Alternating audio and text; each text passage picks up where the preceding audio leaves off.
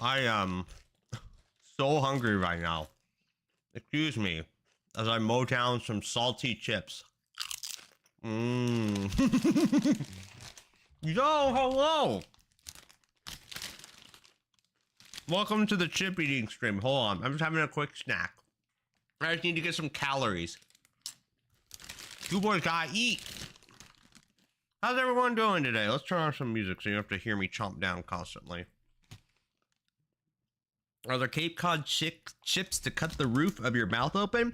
No, it's Tostitos bite-sized rounds, the ones that you dip with, but I don't have any dip right now, so I'm just eating. Dude, I needed something, okay? I am so out of energy after work that, like, I just... Hold on, I'm still looking up music. 1 second. What are we doing today? Sessions? Probably. Diana's? No, Vi sessions. We'll do Vi sessions. It's my least favorite of the 3, but we don't listen to it enough for it to be boring. Okay, that goes over there. Minimize, move. Okay. Refresh. Turn down. Now I see chat more. Okay, let's do it. All right, I got one more chip. Okay? I need like 100 calories before we start. 1 second. Okay, we're done. No more chip. Okay, we're done. Hi, I'm Gary. Gary the Goop. Okay, I'm lying. I need one more chip. Okay, listen, I haven't eaten anything for like 8 hours, right? Normally I would delay stream, but we were gone yesterday because my dad had issues with the student loan he co-signed. Okay, one more chip. Okay, I'm done. No more chips. No more chips. Okay. Okay, we're good. I'm good. I am satiated. I'm actually still starving, but whatever. I can't eat on stream. What is this? What is this disaster? Okay. We're good. We're back. We're juiced. Visual Studio. Okay. Here's where we're at with everything. I learned things today that we need to apply immediately because I didn't realize it was this easy. So, error reporting. This is gonna get done in like 2 lines. Watch this. You see this comment here? Error reporting needed? Let me show you something cool. I don't know how this is gonna look, so bear with me. Oh, we gotta import STD. Hold on. Import STD. So STD, boom, boom. What's it called? I'm forgetting the name of it. Was it STD? I forgot what it was. Hold on. Expected. Thank you. STD expected. Okay. And it's going to be returning application, comma, STD string. I think that, ooh, not string literals, just string. I think that's what it returns, right? Or is this supposed to be, like 2-point or something like that?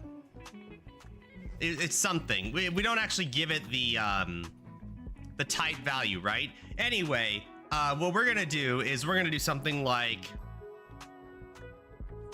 if exclamation point this, then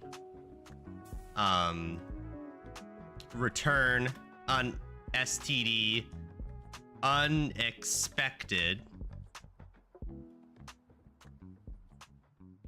I think it's CI. I need to look up the syntax for this, but this is what we're going to be returning now. Application would be the type. Oh, wow. You use STD expected. Cool. Yeah, I learned about it today. I read a lot about expected and IOTA. Well, no, it really was just IOTA, which I was dumb. I thought IOTA was an acronym like iterate over the... Wait, IOTA. Iterate over the actual or something like that, where it's like it stands for something. Turns out no, it's just the word IOTA. But yeah, we're gonna use C++ 23 stuff. So we're gonna apply. Chat, what are you doing at the bottom of the screen? Why do you guys hide down there? Boom, get up there. Get up there. Also, how's everyone doing today? I know we were gone yesterday, but you know, It's stuff. Somebody, was it on the programming Reddit? Somebody had a post about this and I caught it. I was like, ooh, that's a good article. Where is it? It only had like 4 comments though, but I read the whole article. There we go. Using STD expected from C++ 23. First comment, that's what you get when you sleep with some people, I'm afraid. Thanks, Reddit. So how to use STD expected. So I read this whole thing. So this is the syntax. No, this is the old syntax. This was what we did before, where it's like if return whatever statements, like you have issues with that, right? And then it's like, no, usually you would use optional. I don't know what STD optional is. I don't know what standard optional does. I haven't read into that at all. But I did read a little bit on variant, but really it was expected I read on. Brownie man, hello.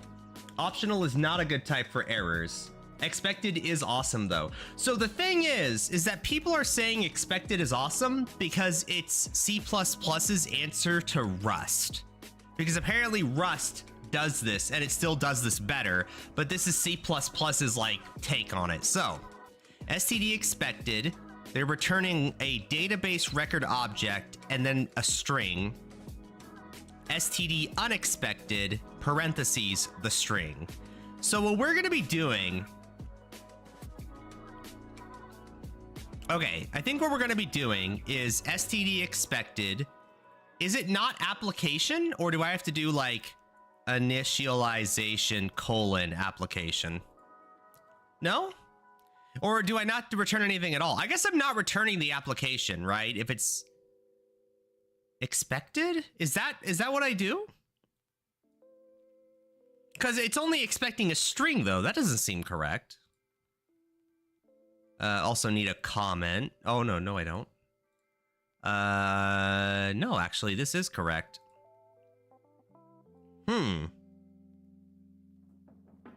Too few arguments. Yeah, I do need an argument there. Okay, I'm not crazy.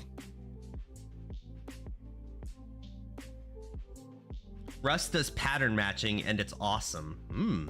Optional is a monadic type saying that it either has a value or it doesn't have one. Well, Joe, that's kind of what we're doing here with expected, right? That's the same. Well, it's sort of the same thing. It is different though, isn't it? These idea isn't new, certainly not coming from Rust. C++ is just a slow-ass language to introduce new features. Damn. Does application have a destructor that's required? Listen, you son of a bitch. We destruct when we close out of the program, okay? Expected is a monadic type that it either errors out or it's good. Okay. So they did say later on, there was something you could put if you have a complicated object instead of like an int or something. Also, you can define the success.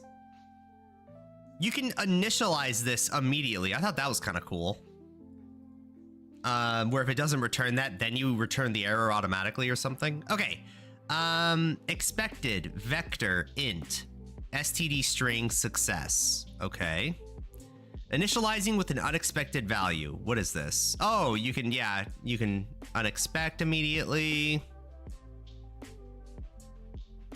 Where is... It gave me an example of... Instead of int, it was like a complicated object. Unexpected. Value or. Get value with a default. No. Accessing the error. No. Modifying the contained value. I don't know when that would be useful, but you can actually give it the expected value and then you can modify that by pointer. I don't know what the fuck you would want that for, but I mean, it's possible, I guess. The return type should be expected application error type. Oh, but it gives me an error. Error type should be something lightweight and enum error code usually. Well, I think the whole point of expected is that you don't just use ints, right? Store data types, bool condition. Oh, you can even have void? I thought that was weird. You can actually expect void and have a bool condition, or I guess that's the parameter, but whatever. I thought that was kind of cool. I didn't realize you could do that. Void is a type. Yeah, your mom's gonna be a type when I'm done with her. Type of prostitute. Functional extensions. Okay. Convert to int const summary. I missed it. Interesting. There was a way to have like a generic, like any type, but okay. So it is application then. So why is it that I get red text?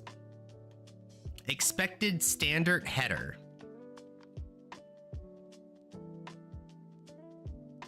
What?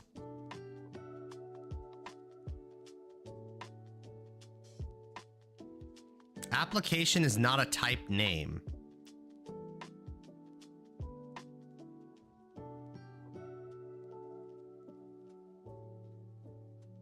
Didn't work. Because we're missing a semicolon before initialization? Oh, because this doesn't work. It is less than sign type, comma, type, right? Expected less than type, comma, type greater than.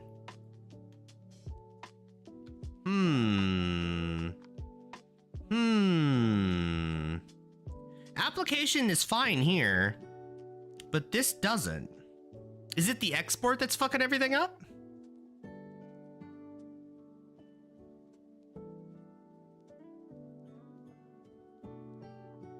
Remove the second application.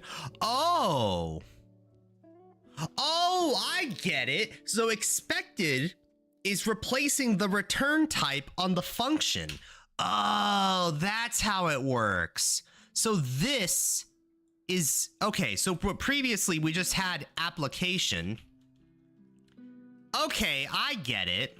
So this was what we had before, was just application as the type of return we're gonna have for the function. Instead of that, what we did is we're replacing it with standard expected with these parameters. We're expecting an application, but if an unexpected thing happens, return a string. Okay, holy shit. Okay, based. It's not fine. 85 things application is the name of the function. Ooh. STD expected is supposed to be your return type. Oh, cool. Okay, so now STD unexpected, STD cout, whoops, cout, failed to initialize, semicolon. Okay, so I think this surrounds an if statement, right? This is like a if, well, that's a void. Hold on. Let's go to the original example here. Okay, so if return, return. Okay.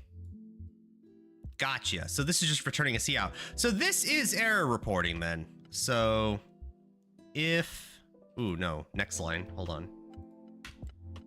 If SDL window, oh no, if local window equals null pointer, then return the same thing except failed to create window. And then we do the same thing, but then we do the local renderer. Fail to create renderer. Disable cursor, return. Okay, there we go. And now it should run. Never mind. Oh God, tons of errors. Okay. Cannot convert basic O string. Oh, wait, what? Function style cast error. Uh-oh. Remove the STD cout. Oh, I don't even need STD cout. Oh, based. So I just need the string. Oh, that's so clean. Oh, it didn't work. Initializing cannot convert expected. Uh-oh. Oh, I don't have a, oh, wait, hold on. I know what happened. Semicolon, enter, app, equals this.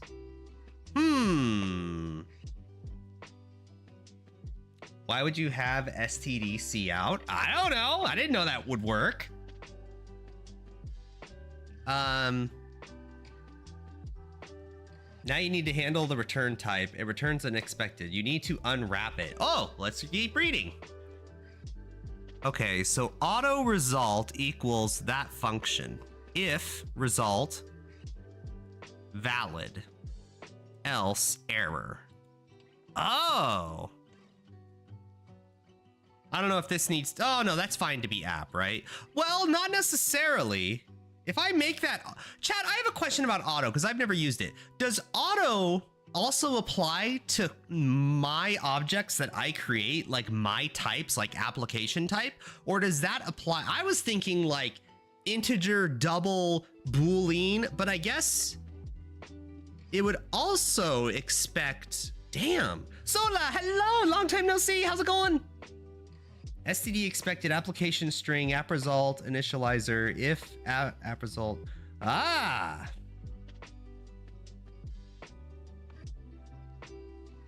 If not app result, return exit failure. Oh, I don't know what you mean by that. I don't know where I would even put that. What's up? Is that like at the beginning of the function for initialization? Like here? Or is that somewhere else? Hold on. Control, save, game logic. So auto app. Why does that not work? Error type, cannot deduce the auto type, initializer required. So do I have to put auto app like this? Ah, okay, I got you. So auto that function. If result is true, okay. So what we're gonna be putting is something like if app equals, no, if app, then C out, what are we C outing? This is a new function I've never called before, hold on. We C out this, result, value, valid. Wow, is it that exact context? Well, value is just, this isn't even calling the value function, right? It's, do I have to copy paste this exact line? Result dot value. No, it's not.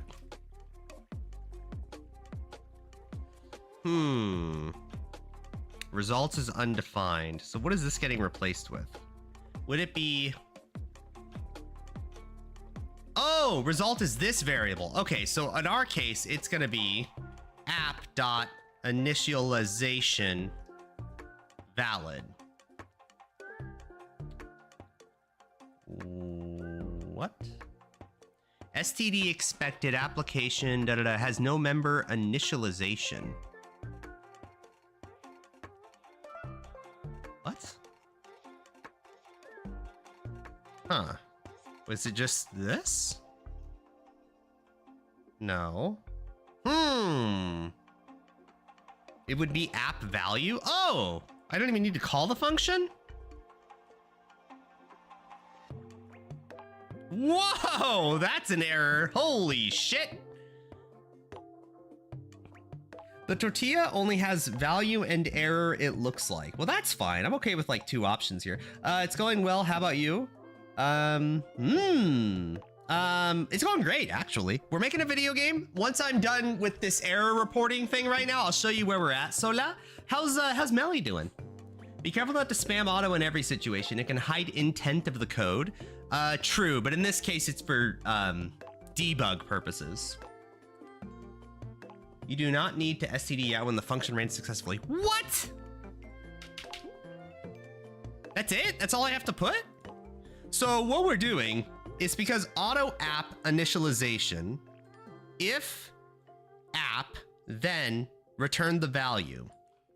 Else, in this case, we have an error here. App.error function. Now in this case, he outs the error, and I think that's what we want here, right? Because we're returning a string. Okay, so that works. So now this should run. It doesn't run. Fuck. Discarding return value of function no discard attribute. This line. Huh.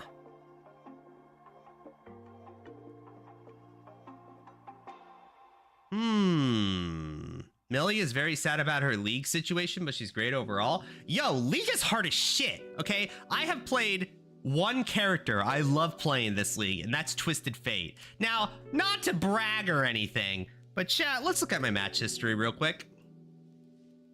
I had time to play yesterday because I got home at like 6:30 or something. So, Gary the Goo Boy. Okay, not to brag or anything, but I've been hella winning with Twisted Fate, okay? Look at this. Look at this beautiful record, chat. Oh, it's so nice. I got stuck as support. Perfect KDA, though. Look at this loss, 19-9-7. Look at this loss, 17-16-5. Disgust, 20-11-7. This shit ain't my fault, okay? I had to jungle as Elise. God help me. But, no, I've been having great games. I love Twisted Fate this league. Feels really good. Want me to show ya? You don't need STD out when the function ran successfully. Hold on, wait, what? Hold on, I gotta read what's up. He knows what he's doing. 1 second. STD expected, application string, we did that. App result, initialize. If app result, if not app result, return exit failure. Okay, well, hold on, that's not it. Also, Andrew, hello, Andrew. Sorry, I just saw you. My bad, my bad. It needs something to get the value from. We did, oh, auto, yeah. It cannot deduce from line 14. This? Interesting. Now you need to unwrap it. You don't need to STD out when the function ran successfully here. You're trying to see out the application, which makes no sense. Oh, right, because application is not a string. It is a set of vectors. Okay. If app, this, STD out app error, maybe this is what you want. Oh, so you're saying,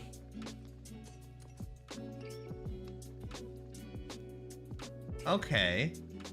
Line 14, change app to app result. That sounds like a nightmare because I have all of this shit that's depending on the word app, but we'll hold off on that for now. I get what you're saying, but we'll hold off on it for now. So you're saying that this should be if exclamation point app. So if it's not app, then print the error.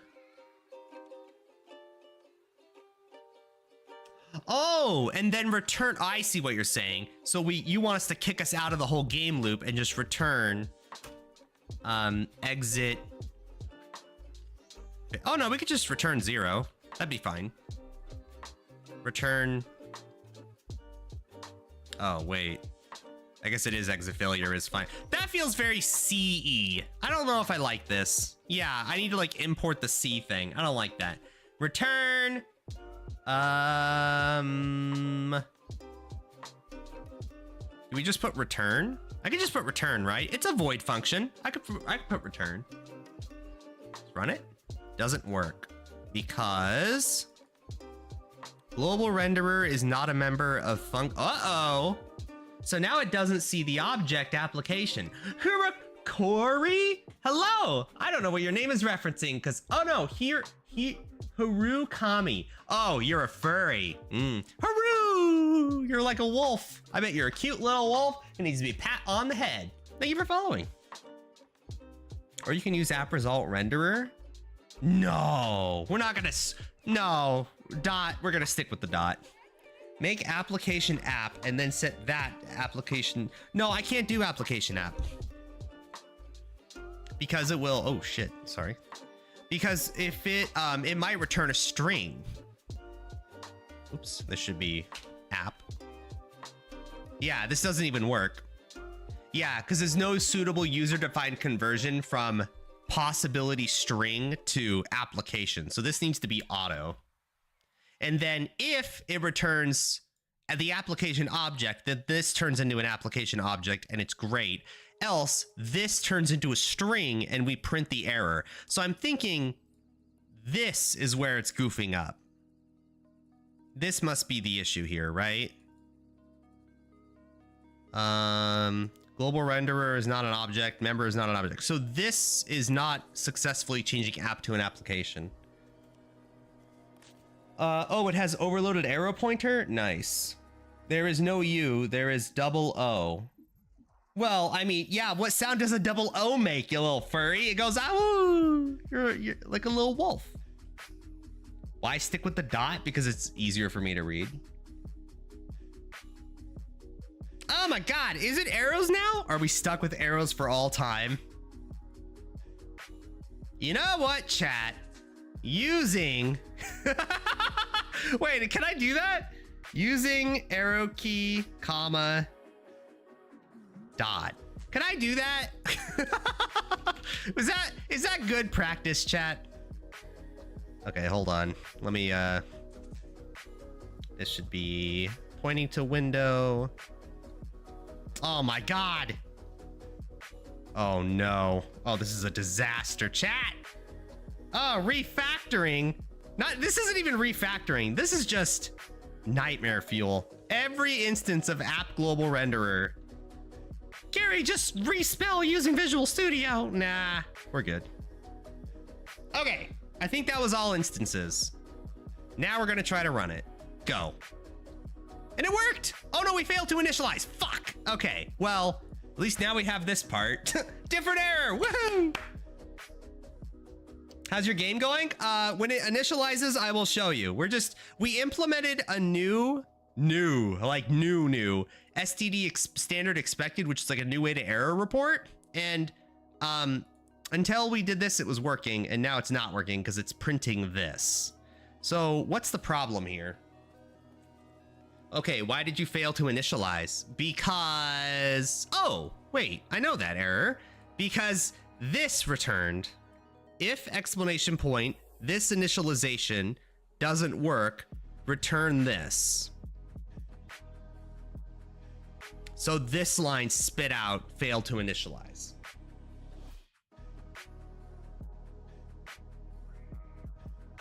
Oh, fuck. Oh, you're so right. Oh, thank you. If this equals 1, because SDL initialize returns 0 on success. Okay, now it'll work. There we go. Oh, I messed around with the game. Okay, first of all, these codes are correct. These are the, do you call them vectors? These are the directions that every bullet in the Nova is shooting. And right now we're shooting 20 bullets. That's why every 5 bullets, you see this like error here, because we're shooting either vertically or horizontally. And that's how that ends up happening.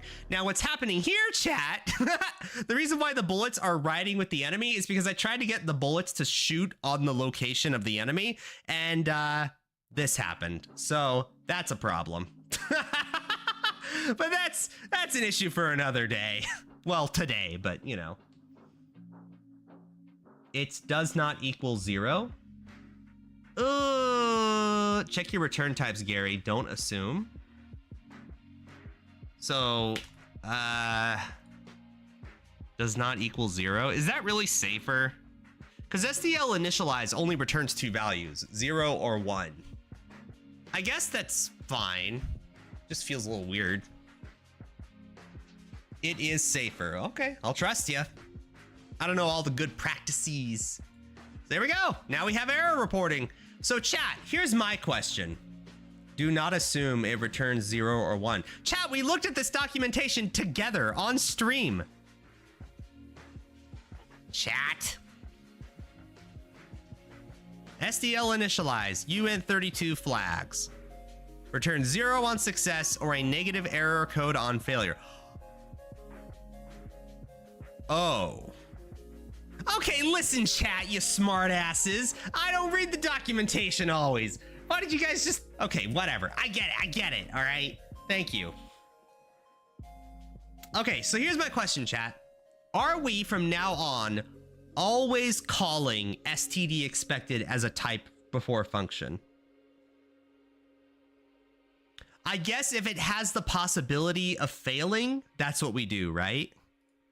So on our, oh God, that's one giant ass function. Oh my God. Maybe we should do a little refactoring.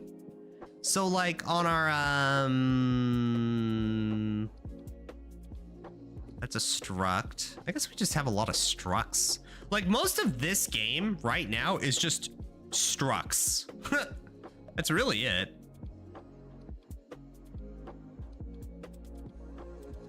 Yes, probably not. Right. It depends. Chat, that was the most vague. Which direction? I thought I could get like a vibe, but you guys are giving me like mixed signals. Like we're at a party and I'm like, hey, you want to go to bed? And you're like, yes, no, I have a girlfriend. I'm also single. It's like, what? Yeah, if it could fail, then you should use expected. Oh, if it could fail, then use expected. Okay, that's fair. It's one strategy to error report. You only need to use STD expected, then it's going to be everywhere. Yeah, that seems like it's a lot of what I was looking at. Oh, collision box. Hold on, everybody, before we start, before I delete that. Hold on, before I just delete that, because we're gonna make our own rectangles here in a second. Shooting from the enemy's position is a problem. So what's happening is every frame, the bullets are following the enemy. Now, the errors I was having was this, okay? The problem I have is I have trouble making the initial launching point of the bullet be on the point of the enemy, but also not make the bullets travel with the enemy. So I got it to the point once where the bullets shot out from the enemy. They just shot away, but they like followed the enemy. They had like the same momentum, and I didn't want that. So I only need the starting point to be like that. So where am I messing up here? Let's see. So we have our bullet start SDL point. This is where every, shoot location. All right. Shoot location is where on the enemy bullets will spawn from. Right now it's the center of the enemy. Bullet start is shoot location X. Oh, yeah, that's the function that makes it. Basically, the X and Y value are this, which is the center of the enemy in the end. And then this is return shoot location. So it returns this value. Now, what I did was under the attack module? No, it would have been bullet then. Under the bullet module, we have... Wait. No. Wait. Attack? This. I have... Oh, no, I don't. I didn't do anything. Wait, how am I doing that? Oh, it must have been under the game logic then. Ah. I have it move... Where is it? Okay, set velocity, move. So that's the enemy. Then I have render the enemy. Then we have our bullet shit to make the Nova. And then that's it. Wait, where am I doing that? This is the attack, but that's never called again. This renders all the bullets that was in the attack. Are you moving and rendering the bullets? Well, the bullets are only rendered once. They're not even in the main loop. So these bullets you see here are actually only 20 bullets that are being, basically their X and Y values are being changed by this. So what am I doing here? Shoot location X, shoot location X. Oh, I'm changing this multiple times. Wait, what? Set position, update collision. Oh, this. Set bullet start. Okay, that's where we're rendering incorrectly. I get that. But why are we calling set bullet start every time we render the thing? So So where am I seeing that function at?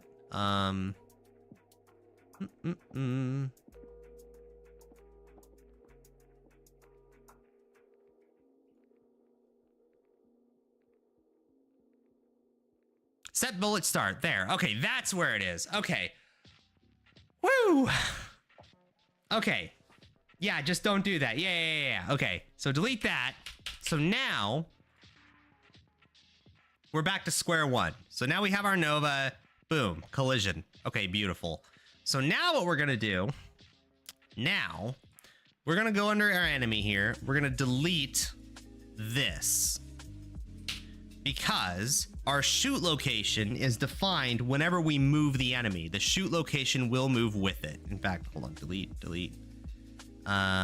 Copy this just in case, but delete it. Now under bullets, we're gonna delete this. Okay, should still run. Beautiful. So now we need to find a way to set the initial X and Y value on the current location of enemy, which is defined by point shoot location.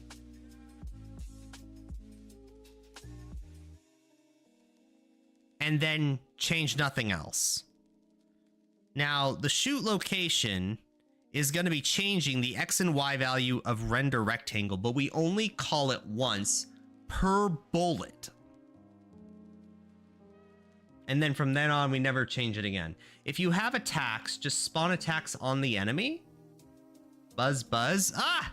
Okay, you got a little bit of buzz because I was gone yesterday and I'm feeling nice, all right? In fact, here, you guys get your perma buzz for a bit, okay? Buzz, motherfuckers. Preox, hello! This is my game, Gary. Who let you ride it? Who let him cook? Oh, yeah. I was trying on my own. It didn't work out very well. Because now that I'm looking back on it, I realize what a moron I was. So, what do we need to change, and what do we need to reference to make that change? Render rectangle. Every instance of bullet, or at the very least, every attack call, is going to set the X and Y value of the rendered rectangle on the X and Y value of the SDL point int. That's here. That is where it starts, the shoot location thing. Can I immediately define that? SDL shoot location, which is oh wait, I have that pasted. And comma this. Semicolon. There we go. Okay, so now shoot location is defined. Beautiful. Looking back on the code, I'm realizing what a moron you were as part of being a developer. Thank you. Codetail, code toil. Hello. How you doing? How you doing? Uh-oh, it doesn't work. Wait, what? Float to int. Oh, that's why I did it that way. Because this is an int. Right.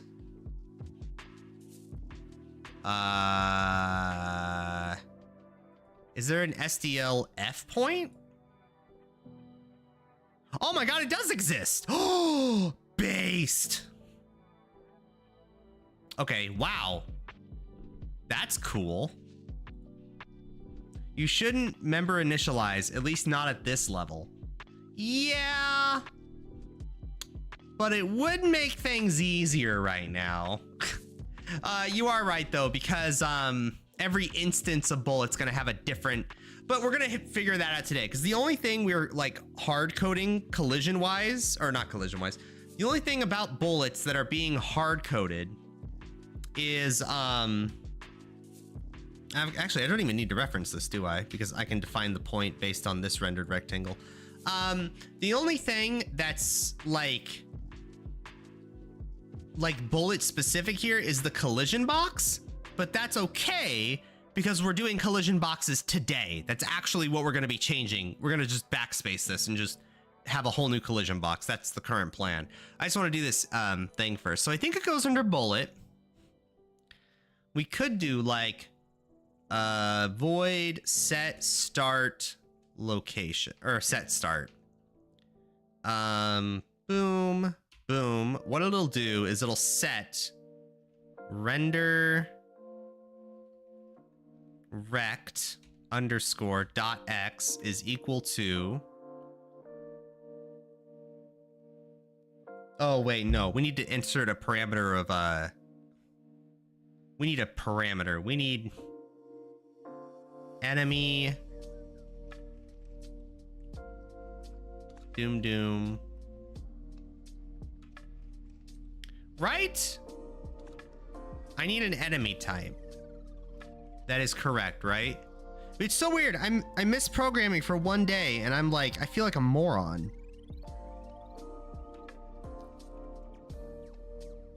We need an object type enemy, right? So we need an address, or no, we need like an enemy address, right? Or enemy is, oh, because this needs to import. Well, that's fine. This doesn't need bullets because this doesn't need to exist.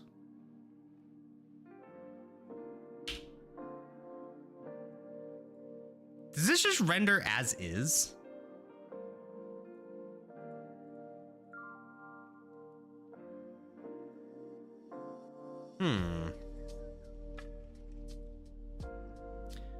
Cannot convert double to float. Possible loss of data. That's fine. Undeclared identifier. Render rect. Set start enemy. Oh, because I haven't defined enemy. Oh.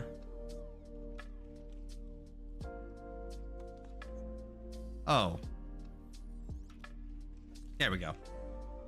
Bullet doesn't care about enemy. No, you got it backwards. What? If anything, enemy should be setting the start position of the bullet it shoots. Wait. What? Oh, wait, hold on. The way I was thinking about this, chat, is what we were gonna do is in this kind of render bullet thing, I was planning to just be like, okay, all instances of L bullet, why does this have a semicolon here? All instances of L bullet set start or something like that, where the enemy type is where that, oh, I guess that wouldn't be that way, huh? Because there'd be different bullets.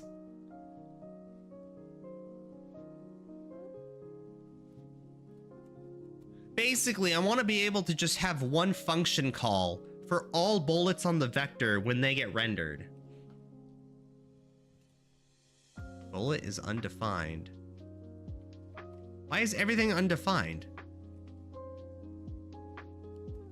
Fuck?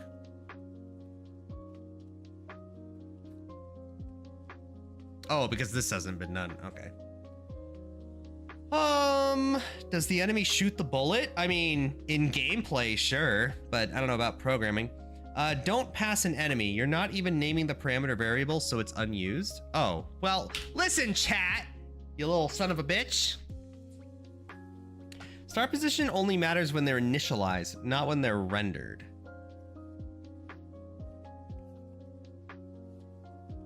But how do we initialize objects and then delete them immediately? That's not how that works, right?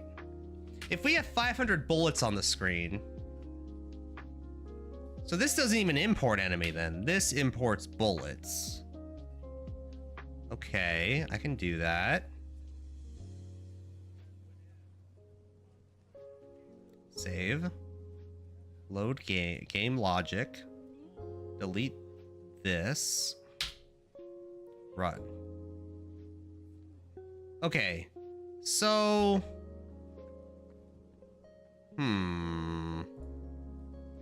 it has to go, something has to go in here, because this is when we render every bullet give it the direction to move. Like, wouldn't there be like every bullet in the container spawn where you need to and then move? Isn't that what we're gonna be doing? It must be, right? Enemy spawn attack, which sets attack position, then attack spawn bullet, which sets the set. Oh.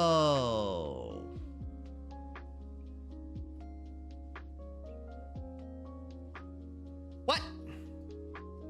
Start position only matters when they're initialized. Okay.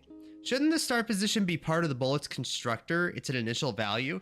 Well, the thing is that we're not using the constructor every time we need an instance of the bullet, right?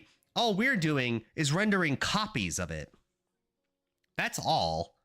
Although I guess we're not just rendering copies of it. That's just the way it looks. We're rendering the sprite, copy of the sprite.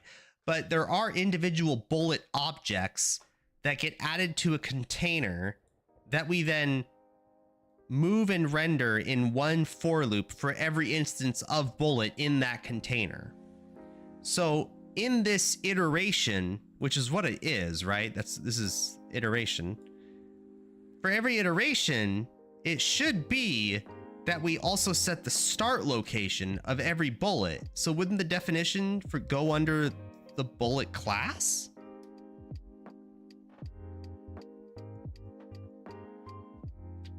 Shouldn't the start position be part of the bullet's constructor? It is. I think the parameter is called render rect. What? Yeah, render rect. That's what I tried to change earlier. And you guys were like, no. But like the X and Y value of where that object is rendered on the screen, which includes the collision and everything in the end, is going to be that rendered rectangle.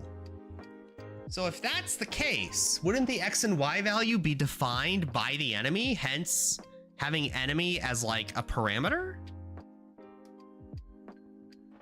I mean, I could even make it more generic where it's like in the game logic loop, we have like L bullet dot set start parameter enemy address. Hello? Enemy. Where the fuck is my ant? There we go. Enemy address.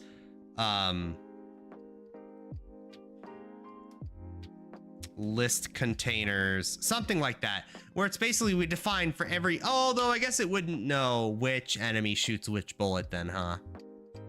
You would have to have that defined in the object itself. Okay, maybe not. But Gary, the bullet already knows its start position when it gets created. Bullet shouldn't concern itself at all with the enemy? What? Gary, show us where the bullet is created. Okay. The bullet itself.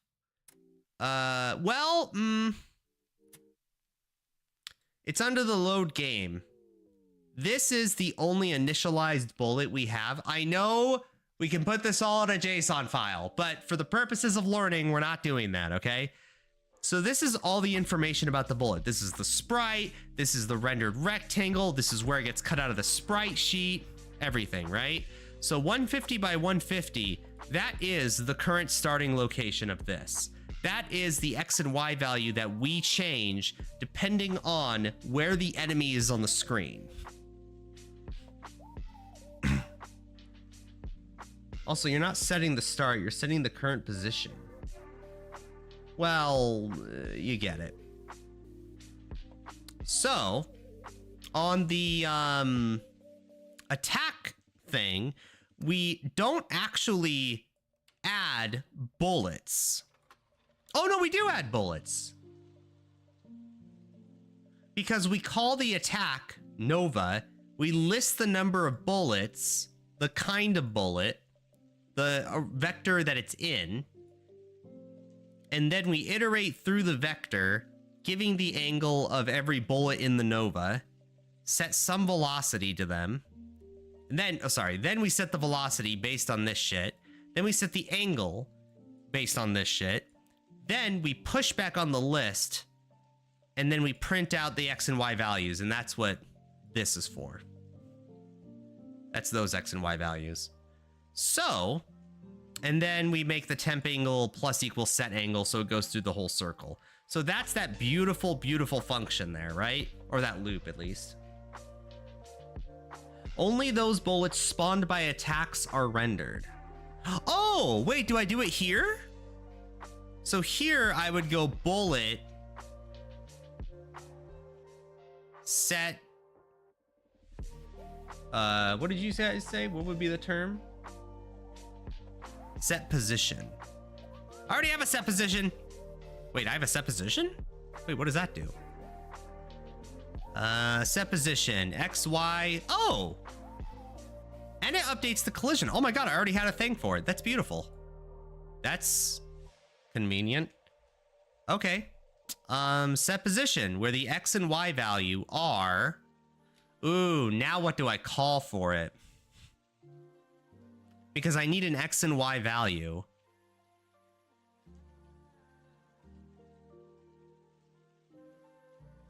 Set position sets the position, I assume. My own documentation.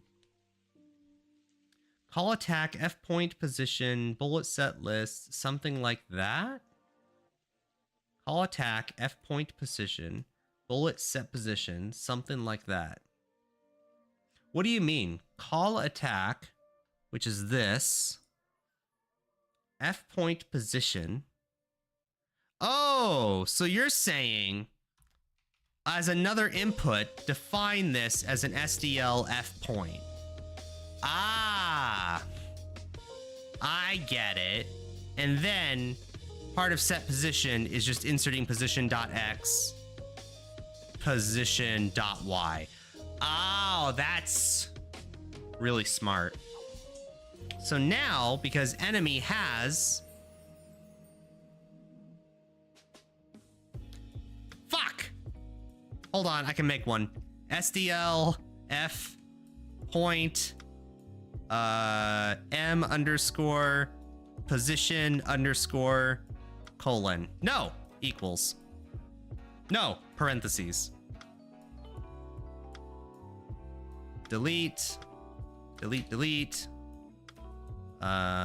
Delete, comma. Hey! Hey, temporary fixtures, woo! Why doesn't this work? Oh.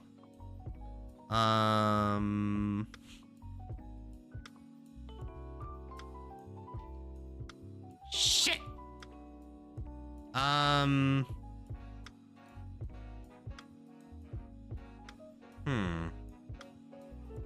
How do I define that value? I guess I could make it part of the constructor. I mean, I guess it's not the worst thing in the world, right? What's another thing that requires it, you know?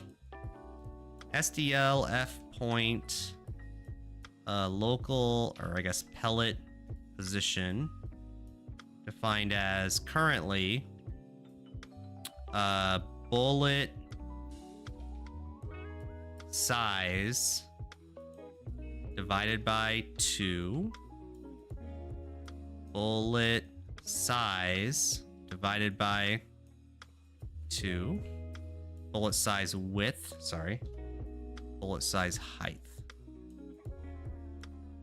semicolon. Okay, now the bullet object will also take pellet position. And then save. What is the enemy's M position? Well, that's what we're defining now. So the enemy's M position will be part of the constructor now. So this will also take the argument SDL F point position. And then we're gonna add to the end of this. You guys don't even see it. M underscore position underscore parentheses position. There we go. Okay, save. And then go to game logic. And now, as part of that call here for the attack, I also need to list a comma for the enemy. No. For the enemy bullet. Oh, God. I need list containers. Where's my enemy? Hold on. This. Copy. Hey, you guys don't even see this. Dot.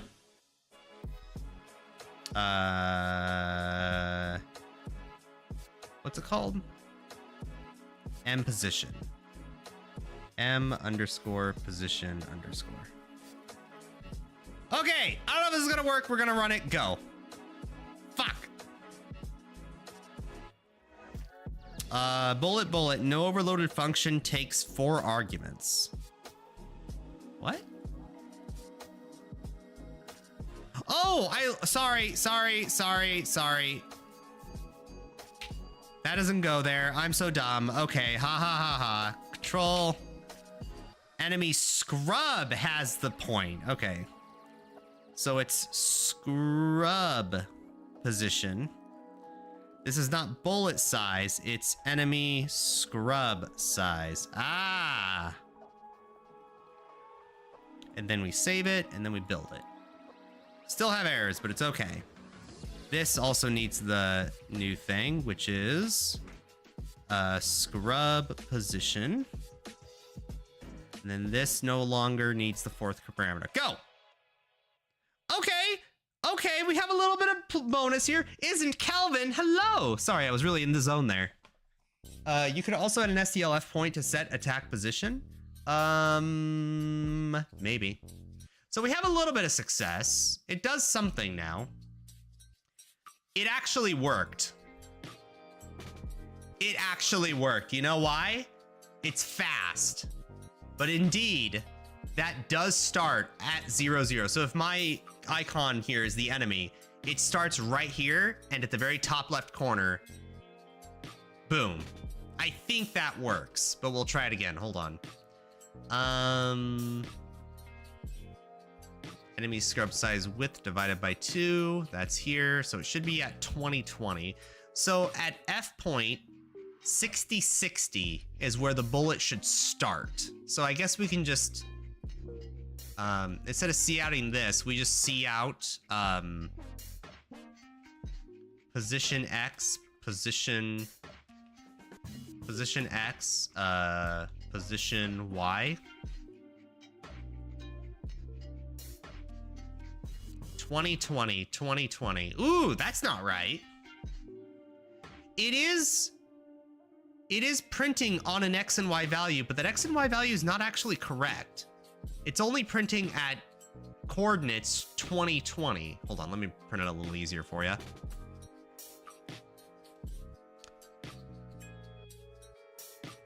Yeah, so the X value is 20, the Y value is 20. That's all the bullets. So what's happening is it should be printing at position, let's see, enemy scrub size width divided by 2, 20. Oh, it's not taking into account the X and Y value. It is printing at 2020 because that's all I've defined it as. Okay.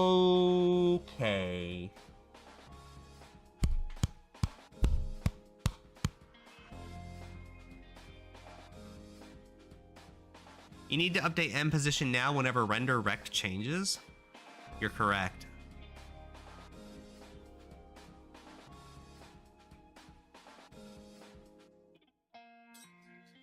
So this set position and update collision. Well, no. I think the bullet is correct.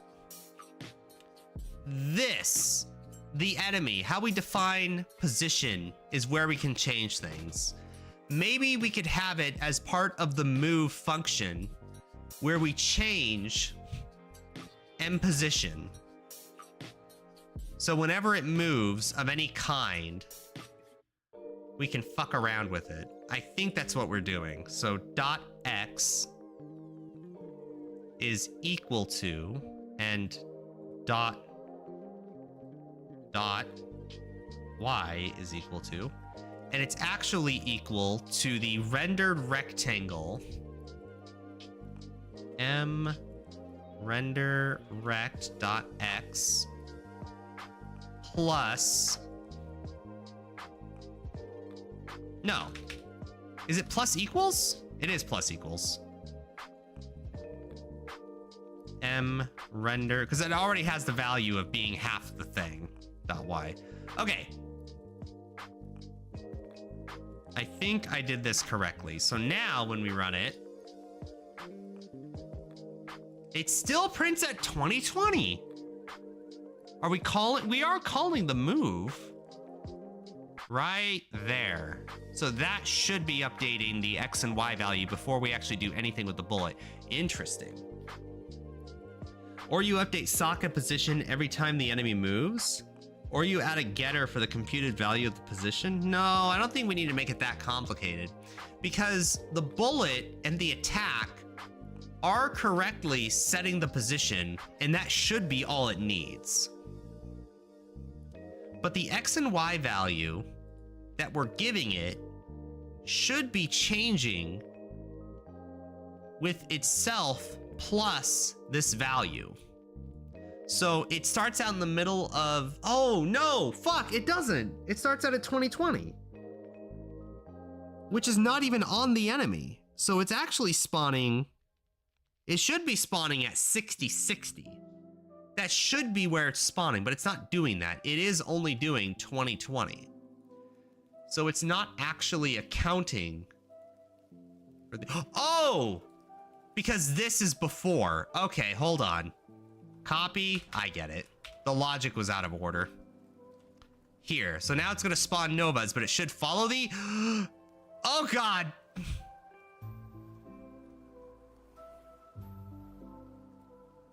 It crashed, but it looked cool. Look at this. How to instantly crash a program.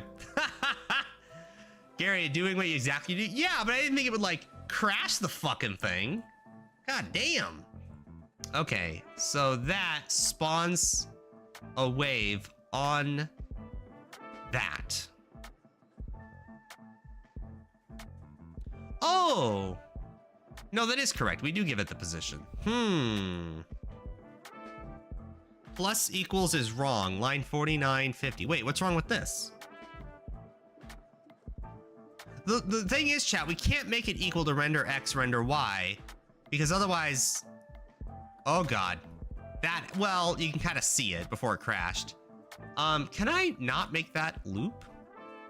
Hold on, I'm gonna do something really stupid here. For int I equals 0, I equals 1 plus I, just for 1 second.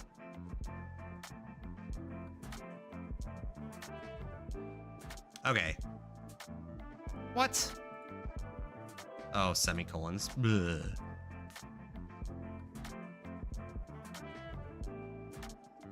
What?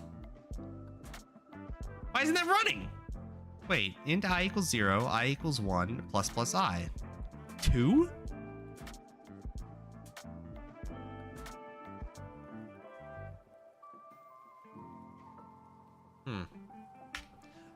Oh no, this is still gonna be the same problem. It still loops back every time. No, I wanted to, here's the thing, right? I guess I could just move the whole thing up. Well, no, I need to move it every frame. The problem is, the loop exits immediately? Oh.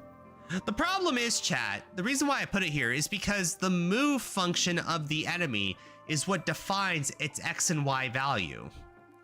So I guess I could just put this at like, the problem is, chat, if I put it up here, it doesn't even, nothing happens. It does correctly take in the X and Y value, but it's only where we initialized it. And that's it. It doesn't follow the enemy. So how do we do this?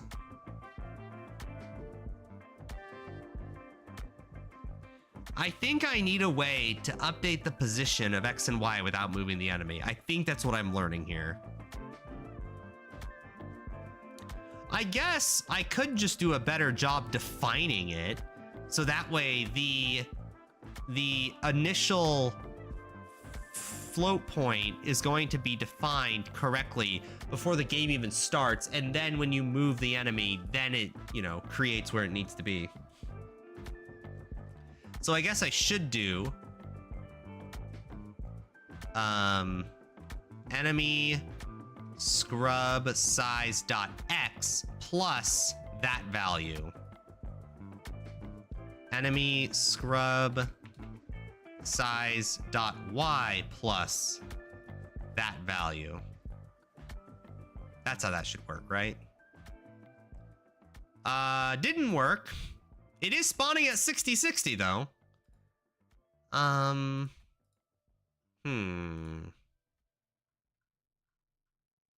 What if I spawn like 3 bullets and then move it down? I just want to see if it even works. Here. Go. I mean, it worked. Oh God. Oh Jesus. What if I spawn just 1 bullet? Is that gonna be breaking the game? Oh, see, it doesn't even move. The fuck? Oh, it is moving. Hold on. Just to be clear, it is moving. It's just moving at the same speed as the enemy. So if we set the enemy speed to 2. Yeah, okay. So yeah, it's just traveling faster than the enemy. And then it crashes. Okay, so that's fine. That just means that the bullet is traveling slower than the enemy. Okay, gotcha. Now I know. What do you mean it didn't work? Well, I guess it did work. I guess this does work. It's just, okay.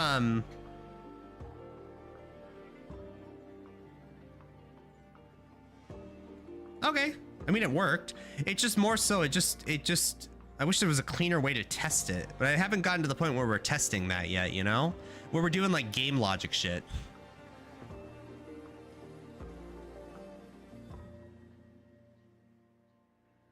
All right, well, it's on the enemy. That did work. It is increasing in value by 1 pixel every frame, which is good because that's the, Jesus, which is good. Thanks. Which is good because that is the speed I've defined it to go with the enemy. It's to go 1 unit distance to the right every frame. So this is the bullet spawn data. So it is doing that exactly. So it worked. TDD time. Ah.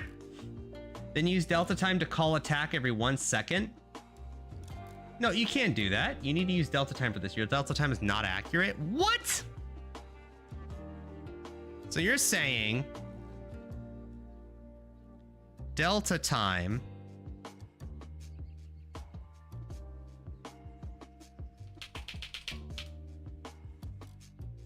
wait, what? Wait, what's my FPS right now? It should be 60 FPS, right? No, wait, my FPS is unlocked. Wait, what? Why is my FPS unlocked? Okay, hold on. Get tick 64. Delta time is equal to the difference if frame rate ticks, which is what? Oh, float frame rate ticks equals FPS dot calculate frame rate.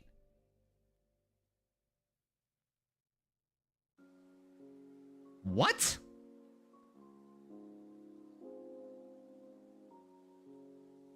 What is FPS? Wait, what did I do?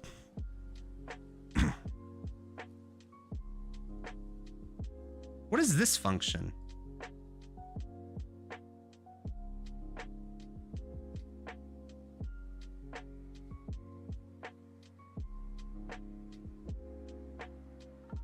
Frame rate data, FPS.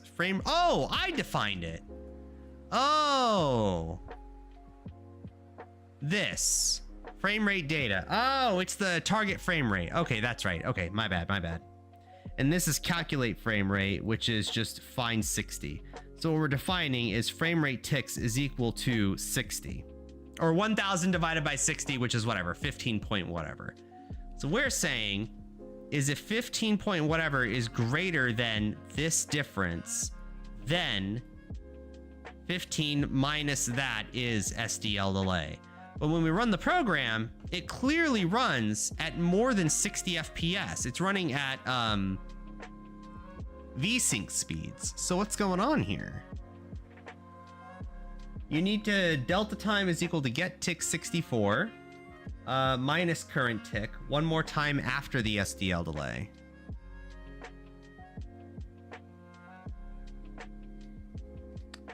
Delta time is equal to... So you're saying do that again? In the loop or after the loop?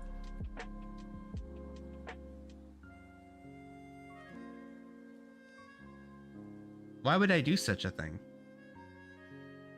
You can't say it clearly. It's not clearly at all. In the if? Hold on, before we even run it, why are we doing this? Hold on. So we're making the value of delta time equal to this difference. Then, if 1000 divided by 60 is greater than delta time, run the delay. Then, we make delta time again equal to that difference. Why?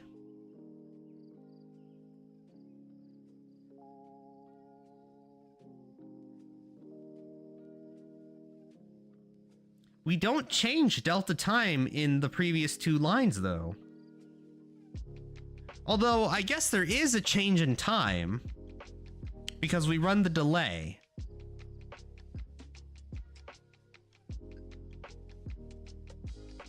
And then we check again. Or then we make that equal to again. So what's the point? Then current ticks is equal to this.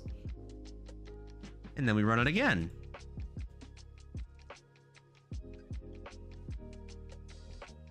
Well, it's working now, but I don't understand why.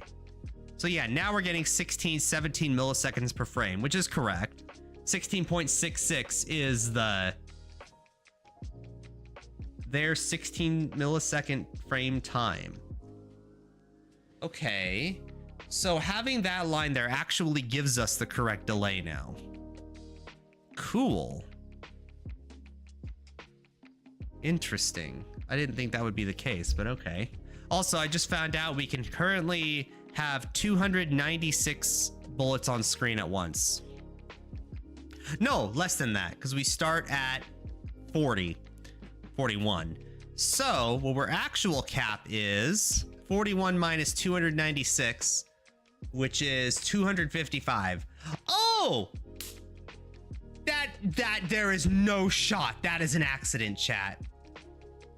That we have 255 bullets on the screen before the game crashes? That sounds like a bug. That sounds like a uint 8 is somewhere that it shouldn't be. Yeah, isn't that weird? Is that our fault? Why are we capped at uint 8 bits? Yeah, why are we capped at that? Why is that causing a crash? Is the vector that we put the bullet in, is that the issue? Hold on, where's my initialization? No, not initialization, load game. Vector bullet. Bullet is an object, but we don't have any uint 8 variables in here. Is it under sprite? I don't even know. Alignment, 8 bytes. Oh, shit. It takes a texture pointer and a rectangle, but that shouldn't matter.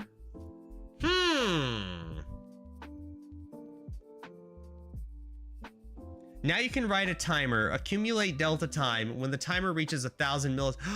Oh, I see what you're saying. What's up? So now we have now we have a way of actually keeping time in a variable over time. Oh, I get it. Okay. I see what you're, okay. Wow, what's up? What would I do without you? Now you're like a shepherd and I'm like a dumb sheep that keeps like walking into like a lawnmower or like trying to like jump off a cliff, and you're like, no, get on the path. Pat. It is your fault. You wrote the program. Yeet. It sounds like a comparison issue. 8 bytes is not 8 bits. 8 bytes is 64 bits. You want a single byte object, which would be std_uint8 or an unsigned int or an unsigned character. So what's the problem here though? Because when we run, we're capped at 255 bullets. They're stacking on each other, by the way. And then it crashes. So what about this? Every time too. What about this that causes it to crash after 255 bullets are on the screen? I don't know why you got the idea of an int 8 causes your crash. Well, the idea is that at some point, we cannot have more than 255 instances of a bullet on the screen, which is so weirdly specific that it must be like an 8-bit like issue, right? I thought it was like some vector somewhere was like capped as a uint 8. To be honest, you shouldn't care. I should care because we are going to have more than 255 bullets on the screen. And I don't want the game to crash when that happens. Like, what happens if we have enemies on the screen that keep shooting bullets as long as they're alive and we keep spawning them and the player doesn't kill them fast enough? Are we gonna crash the game? You have more than 255 bullets. I do not. What's happening is that we start at 41. That was the first bullet. And then on instance 296, so subtract those and you get 255, we crash. Basically, it crashes when it tries to spawn the 256th bullet. How many bullets you spawn each call attack? 1. We have here. We shoot 1 bullet. In fact, if I shoot, what goes into 255? 12, 3 would. Game crashes, go here. We start at 41, shoot 3 bullets every instance. What is 126 minus 41? That's 80 times 3 is 8, 16, 24, 240. So somewhere in there, seems like the same. I'll go to sleep. You can show me your game some other day. Well, this is the game right now. We're kind of figuring this out as we go, Sola. We're making a game engine from scratch. Thank you. Nice to see you, Sola. What is the type of list containers spawn bullets? That's a good question. So list container spawn bullets is not there. It's under attack, right?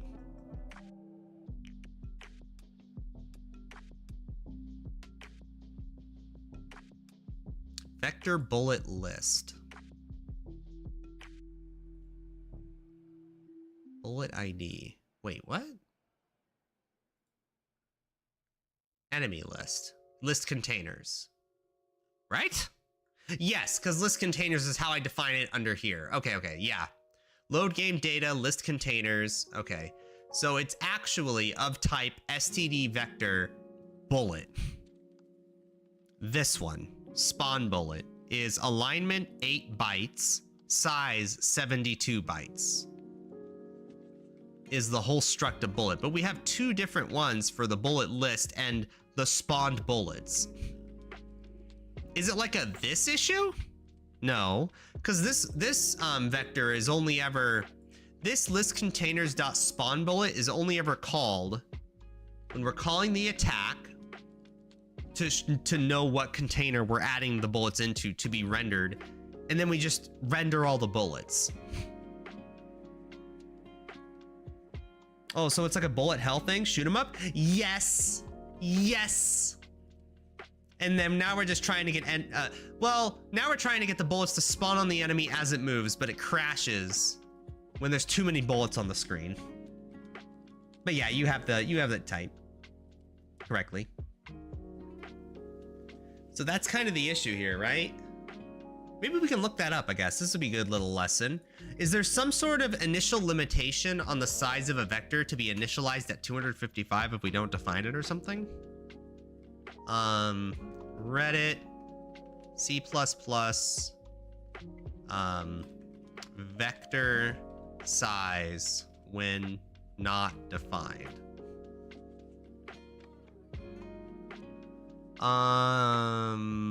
The usual way to create a default vector is either push or in place. We do push back. At 1, the vector has no allocation, 0 capacity, 0 size. When you push back, you're increasing the size of the vector. Oh! You know what the problem is, chat? Do you think whenever we push back on the vector, is it because we never set it to be smaller? Is that the issue, you think? Try spawn bullet reserve 100,000. See if there's any different. Where would I put that? Would that be under here? So I guess I would define that here. So STD vector, I guess we can put it under list of bullets and bullets to render is L list of bullets dot reserve parentheses. We'll try 1,000. We'll copy, do the same thing with this. Oops. Here, except now we're gonna define L list of bullets to render. Okay, let's try it. Nope, crash at the same time. In fact, here, we'll do 1 bullet because it's easy to read. Oops. Oops. God damn it. Yep, same thing. 255 crash.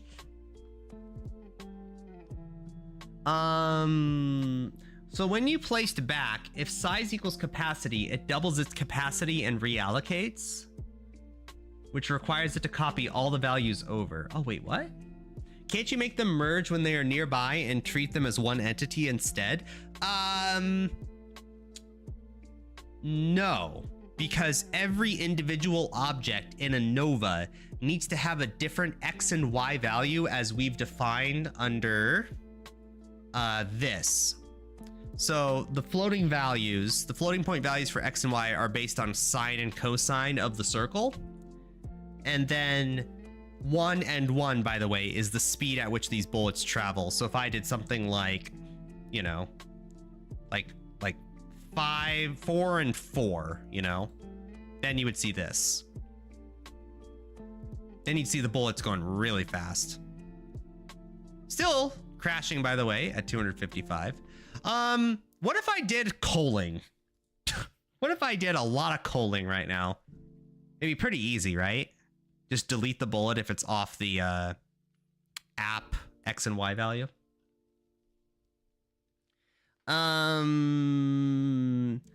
You cannot call functions in the middle of a class definition. Now starting allocation size may be complex to know. Never mind, since it varies each implementation. We haven't write any copy constructor, so it should be generated by the compiler. I also don't know if it would use the copy constructor anyways. It depends on implementation. Interesting. So the reserve doesn't matter. Should I resize? Shouldn't, right? So list dot resize. Or maybe we just make a separate function. Oh no, we need to call that though. List. I don't want to resize it though. Try 100,000? Okay. I mean, I'll trust you here. 100,000, 100,000, go.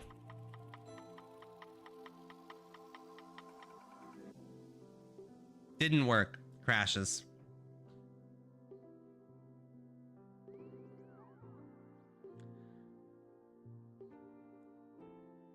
MSVC. I don't know about as much for its implementation. Consider that it is 100% pure.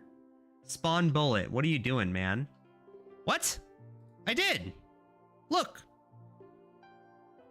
List of bullets, reserve 100,000, which I don't even touch. We only ever have 1 bullet.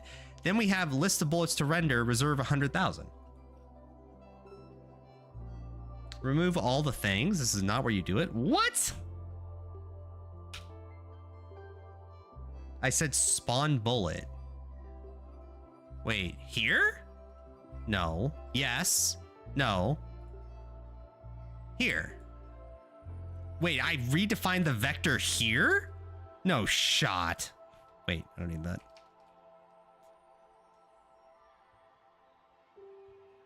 Not resize. Extend. Fuck. X. Fuck.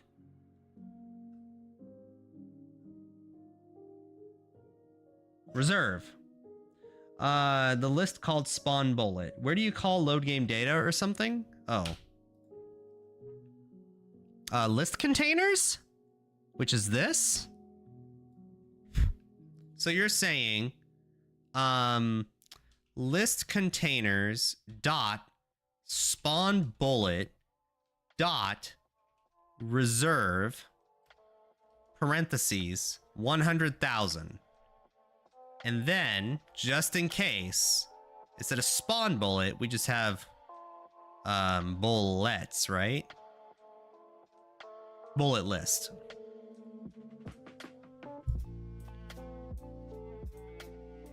No, not just in case. Oh, God. Okay, fine. Just that. Go.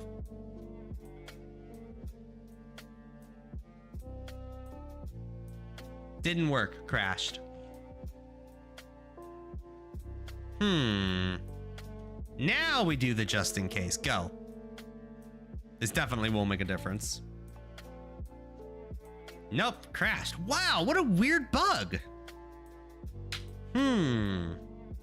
So it is not the vector increase capacity. Okay. Well, that's one variable gone. So what else in C++ would be limited by a uint8 or an 8-bit value?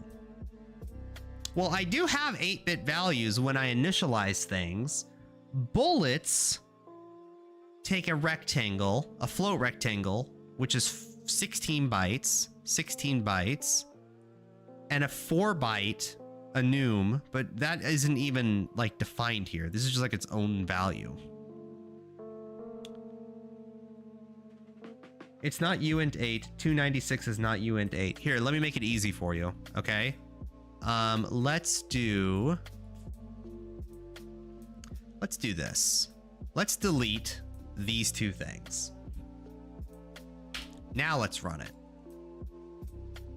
So now we start at 50. Oh, fuck. It doesn't work. Hold on. Hold on. Attack. C out. Instead of position X and position Y, just C out I. Wait, that didn't work how I thought it would. Basically, it's going to crash here. Yep, crashes. The reason why is because... How do I say this? Whoop, yeah, hard crashed. The reason why is because 296 minus 41 is 255. It starts at 41. Here, I'll show you. Delete that, delete that. Then under enemy, return, go here. Start the program. Hold on, let it crash. Oh, well, fuck it. It starts at 4140. That is the first value. So 41 out of 296 is 255. L is just the number of bullets, or I, yeah, which is 0 every time. So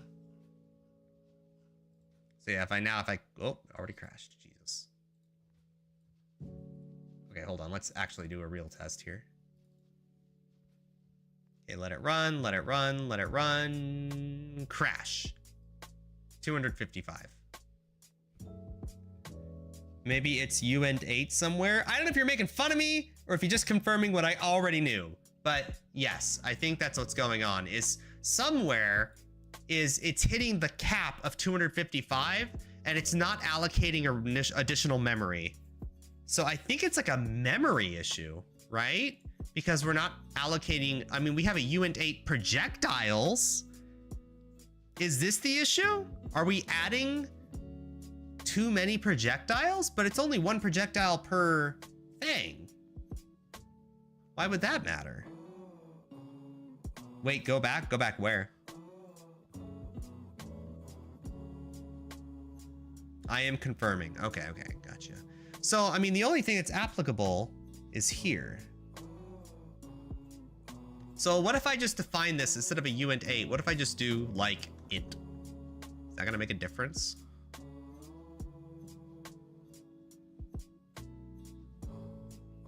Nope, crashed. 255. I want a uint 8 there, by the way, because I don't want there to be an issue with, you know, 2 million projectiles. Is it casting uint 8 to an int causing underflow? No, not in this case. Because we changed it to int and it still worked. Unless there's something else I don't realize. Does it, I mean, the problem is it has the same issue. What if I spawn? The thing is, we didn't always have this issue, chat. If we spawn 255 bullets, instant crash. As soon as we try to spawn the next one. But the thing is, chat, is that we actually did have this working before. We spawned a lot of bullets when we were testing, like where to call the attack shit. We had this in the main loop. So why does it crash now? Is it like a floating point issue? Because that was changed. That changed this. We added this variable, but a floating point shouldn't cause any issues, right? It was still printing. It was not. Yeah, I can show you this live the best I can. And then it crashes, and it never prints again. Search for all the places you have a uint 8. Is there an easy way to do that? Right click. Find all references. Okay, there. uint 8b hero collision. No, that's our iterator for the collision. The thing I wanted to change today, by the way, to go to IOTA. That's audio callback under the SDL. I'm just scrolling through SDL stuff. State, padding, button, joystick button index. Wait, I can see how they program with buttons? That's weird. Sug my dictionary. Yeah, your mom sugged my dictionary last night. She called me a thesaurus. Go back to collision? Well, that shouldn't matter, right?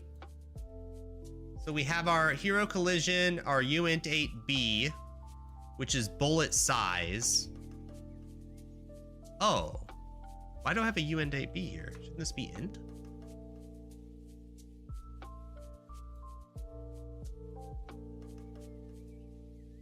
Oh my God, that solved it. How in the fuck does the collision box? What the fuck? I am actually flabbergasted. I don't know why that fixes shit. And it goes up to 4 billion. Well, hold on, chat, but this is my collision box. I'm not even colliding with the bullets when we crash. So just the existence of this for loop running. Oh, I get it. Because of the iterator. Oh, I get it now. Oh, it became, yeah, you're right. We're like dividing, well, we're not dividing by 0, but basically it goes on. Okay, I get it. So what happened is bullet size was always, it is an unlimited loop. So what happened was bullet size is the amount of bullets on the screen, because that is the vector that we are, oh, it is a vector issue. Well, not a vector issue, but it's a function using a vector. So what happened is the amount of bullets, it iterates through every instance of bullet on the entire screen and iterates against hero. We were supposed to fix this today, so don't hate it, okay? I understand you're testing within a certain distance of hero, okay? So what happened is every bullet on the screen was getting tested against hero every frame. But what happened is in this for loop, we're testing if uint 8b can go up all the way through the entire container of bullets which can be higher than 255. So what happened was it worked fine until we hit 256 bullets on the screen. B loops back around to 0 because it's an 8-bit like object. Then it just can't test anything now because it's an unlimited loop. This goes on forever. Okay. Wow, that was complicated. At least that's as far as I understand it. So now if we call the attack of, say, I don't know, 40. Oh, it's beautiful. Look, no crashes. Yeah. Also, we're getting hella bad frame rate, but that's okay. Holy shit. Wow. That was complicated. So now we have, well, I don't know. Is there an easy way to test the max number of bullets we can have on the screen?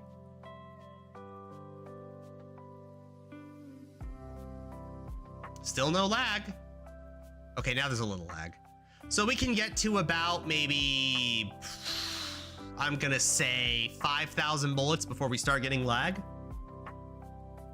Why not auto-iterate the bullets? Well, okay, so the reason why I didn't really care until now is because what we were supposed to do was remake this. In fact, we still have time. We should do that.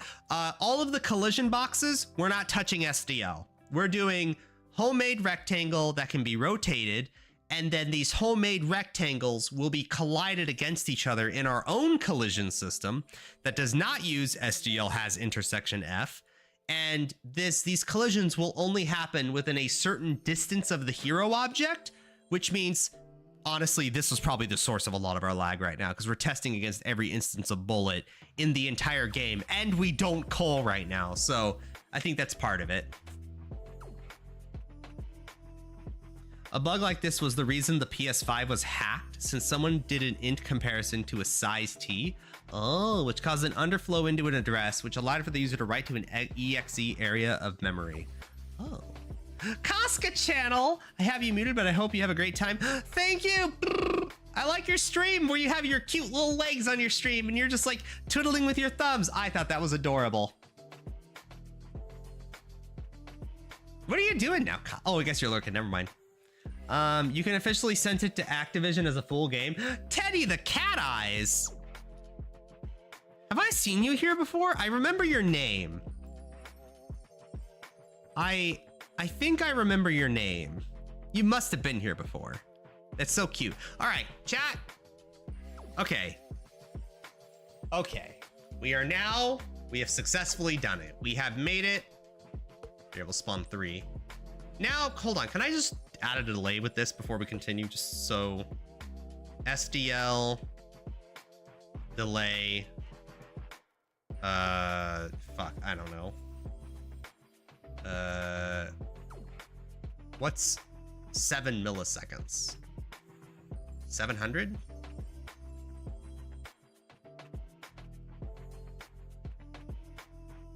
Wait, that doesn't do anything. Oh God! Oh Jesus, never mind. Sorry. 7. Okay, well that kind of worked. That didn't work at all. In fact, that did the opposite. Oh no. Chat, I don't know how to delay.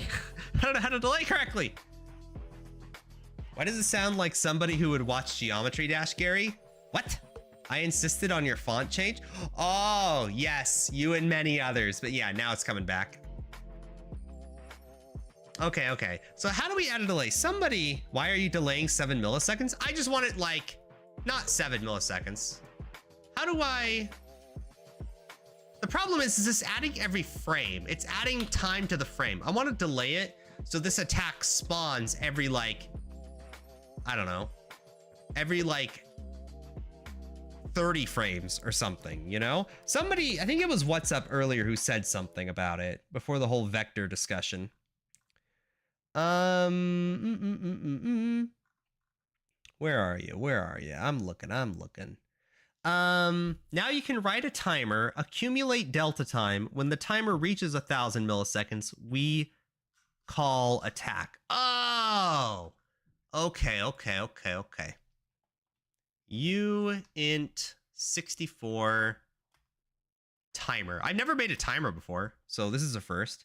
Out of the loop timer plus equals delta time in loop. Oh, I gotcha. Kind of figured that. So now here,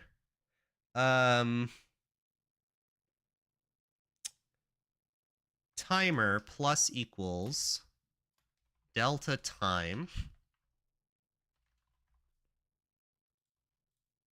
Did I really capitalize that? What a nerd. No, I didn't. Oh, I didn't. Fuck. Should have listened to myself, chat. Where's my music? There it is. It's taking its time. Just really slow loading. I'm still learning, Malbulge. What? I don't know what that emote was supposed to be, but holy shit. If timer is greater than 1,000, you don't change the delay. Accumulate delta time. Oh. So this goes at the very beginning. Okay, so timer plus equals delta time. This delta time gets set every frame, so it's always starting from 0? And then it's getting added. Oh, I get it. Oh, okay, I understand now. So what happened is because we're setting this to 0, this gets added with delta time, not equal to it. So every frame adds 16 or 17 milliseconds to the timer. And now when timer is this, okay, I understand. So now if timer is greater than 1,000, do the thing. And I'm guessing after we call that, without even looking at chat, this is gonna be timer equals 0. Am I correct? Yeah, let's go. Oh, chat, we did it. Look how pretty that is. Hold on, I need something better. Give me something to dodge. Give me like 200 bullets. Okay, now we're gonna try a game. I got hit. It's so beautiful. Gary, why did you make a timer a uint 8? Because it's really, really big. This timer logic should be an enemy. What? But how do we call the attack? Wouldn't you want that to go in the game loop? I feel like all time shit should go in the game loop, unless it's like enemy dot, you know, call timer or something like that, or create time. I don't know. Uint 8 is small. Uint 8 max is 255. What? No, it's not a Uint 8. It's a Uint 64. Chat, this is the equivalent of like, no, it's 4 billion is like an integer, right? A Uint 64 is a long double, I think. Or maybe that is a double. No, it's bigger? Yeah, okay, gotcha. It's not a double. Oh, it's a long, long double. Oh, it's one of these. Is that what you're saying? Invalid combination. Fine, long double. It's one of those, huh? It's a long, long. A double is a floating point. Oh, it's a long, long int. Okay. All right. Chat, why are we using uint 64? Isn't it more cool if we did long, long ints everywhere? That's kind of based, right? I mean, come on. That is kind of based. I'm using it. Fuck it. Who? You can't use C++. If I was using C, that would change. Oh, yeah. Oh, this is what I'm talking about, baby. Oh, that's beautiful. Oh, that's the stuff right there. All right. So here's what we're gonna do. We are going to change things.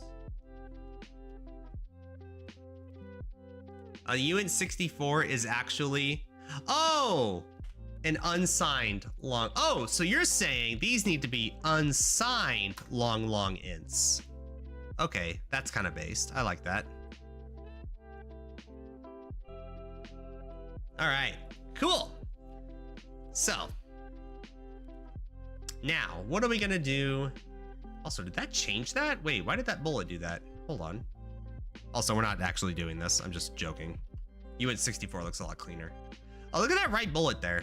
Isn't that weird? At degree position 0? Look at that bullet. Why is it doing that? Although I guess the combo has to start somewhere, huh? Although shouldn't it go under that first bullet? Is it because it's spawning twice or something? Why is it doing that? You know what? I bet if I did 199 bullets instead of 200, we wouldn't see that anymore. No, it's still doing that. What the fuck? That's annoying.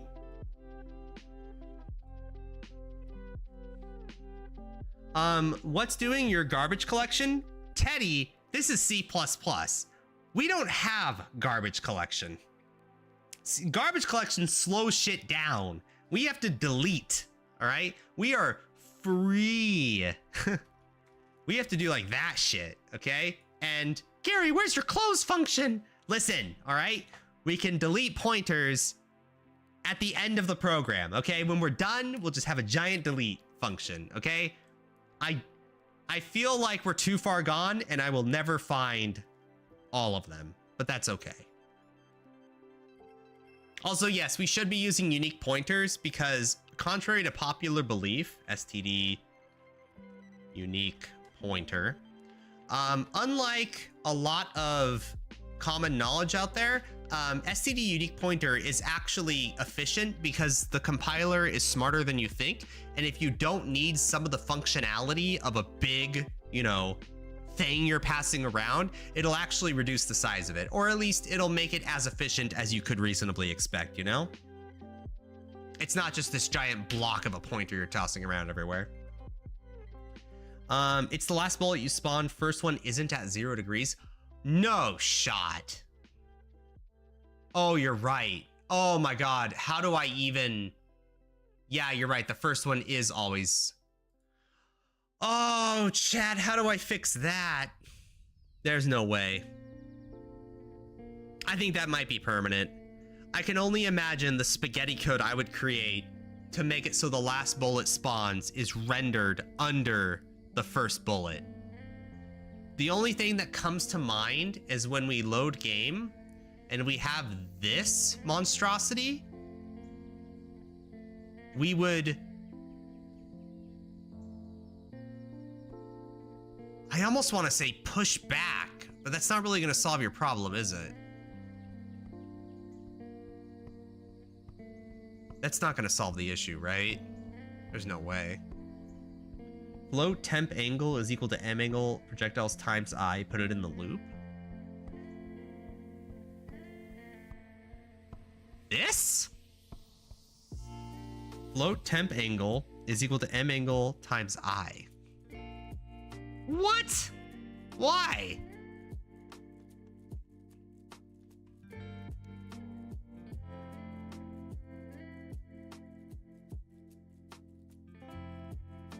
That didn't do anything.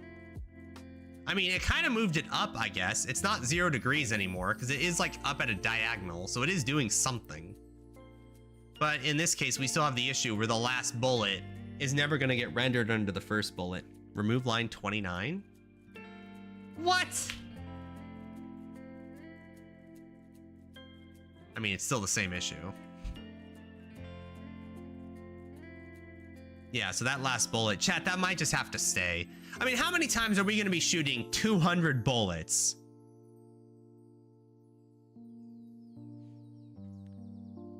Also, can we just cull real quick? I can fix this. Hold on. I can fix everything. I know cull is going to be like its own function, I'm sure, but if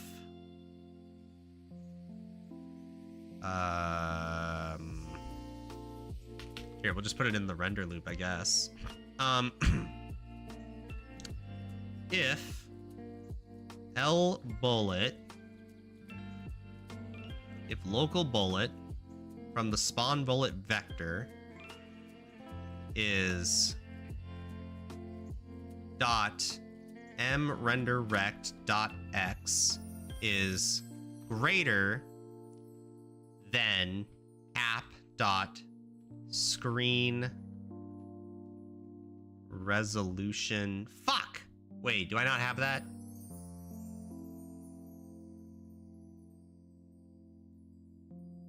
Wait, no, yes I do. Yeah, screen resolution. It's an application. App.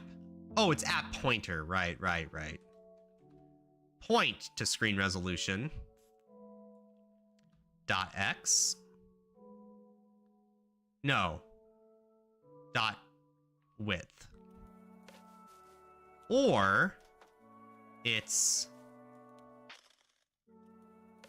less than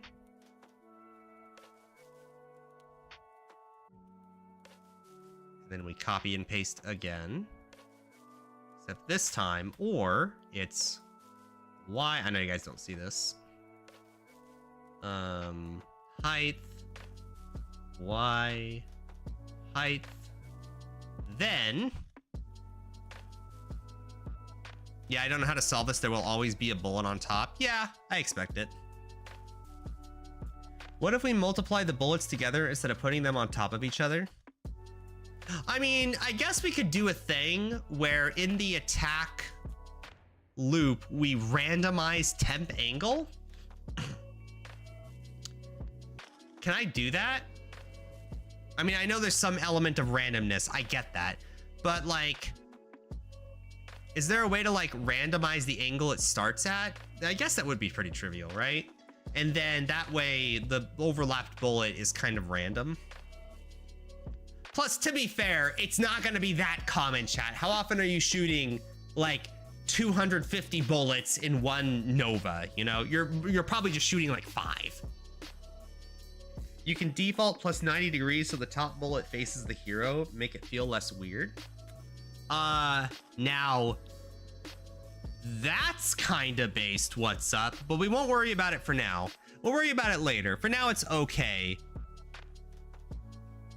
Or just give your bullets like 50% opacity. We'll worry about it later. We'll worry about the feel good stuff later, I guess. So now what we're gonna do is we're going to, how do I delete the bullet?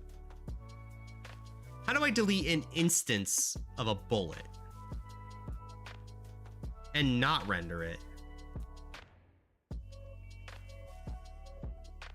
Is this where I'm even putting this? It must be, because it's every like container with that bullet.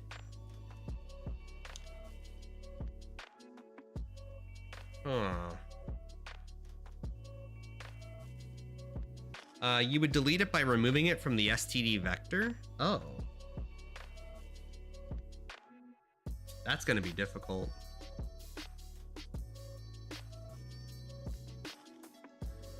I guess what I could do is put this in a for loop, and all this is doing is testing the X and Y value of the bullet in that container, and if it's less than X or greater than X of the screen, then do the thing. Delete from STD vector is expensive. I mean, can't I just delete the address? It would be more wise to mark it as a tombstone. That makes no sense to me.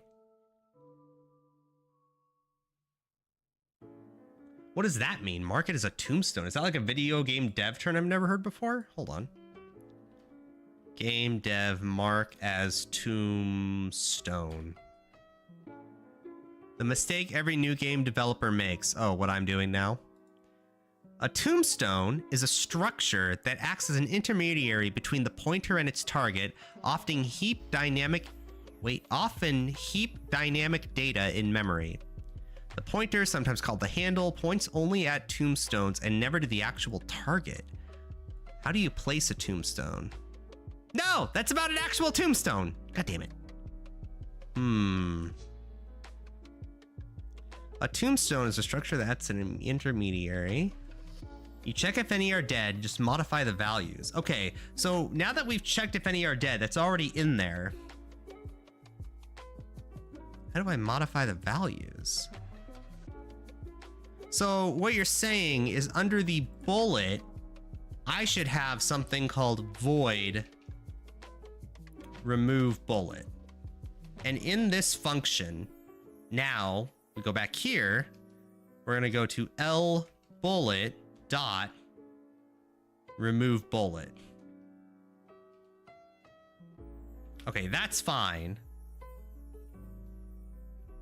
But now when we go to our bullets and we have remove bullet, that's the idea, right? To be honest, I think the simplest way is to have 2 STD arrays, one for storing a bullet, one for marker tombstone. So you're saying that when we call our attack and we push back on the vector, we're not actually rendering from that vector. You're saying that we're going to have another vector that is an exact copy of the vector that we're currently adding to. And that copied vector is going to be... No, that's not true. That's not what we're doing. You're saying we're going to have a second vector that who individual elements points to the address of the first vector. STD array bullet 10,000 spawn bullets, array bool 10,000 valid bullets. Oh, this is weird. It might be more logical to have a tombstone struct type that takes in a type and adds a field. Might be more logical to have a tombstone struct type that takes in a type and adds a field. I feel like I need to read up on this. This seems a little bit out of my wheelhouse. I didn't realize what tombstone was. So for now, we're not going to call this. What we're going to do is we're going to affect the array. We're going to say list containers. I know this is not going to be correct, but bear with me a second. I just want to make sure this even works. List containers spawn bullet dot erase.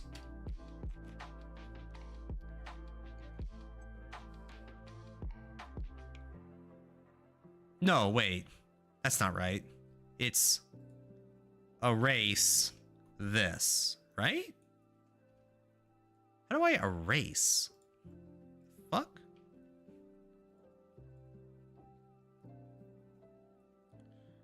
Vector bullet, allocator bullet. What?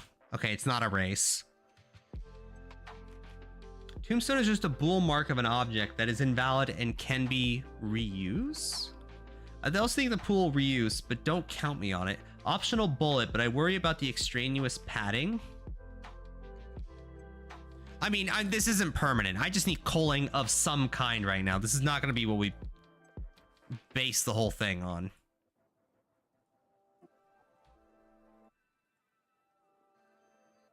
This doesn't work.